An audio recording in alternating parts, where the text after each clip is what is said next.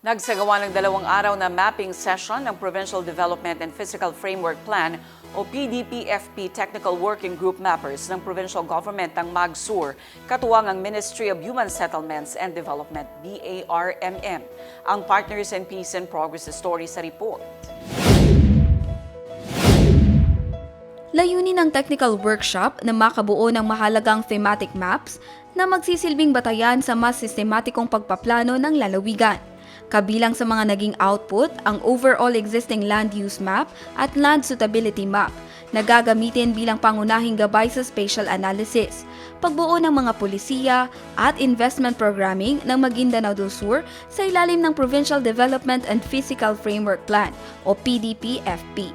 Sa isinagawang sesyon, ibinahagi rin ng mga eksperto mula sa MHSD ang mga praktikal na pamamaraan sa map digitalization, lalo na sa pagtukoy at pag-estima ng land use areas sa mga pagkakataong kulang o hindi updated ang opisyal na datos. Dahil dito, higit na napalakas ang teknikal na kakayahan ng provincial mappers sa GIS processing, spatial validation at map standardization. Isang mahalagang hakbang tungo sa mas evidence-based at data-driven na pagpaplano ng kaunlaran sa lalawigan.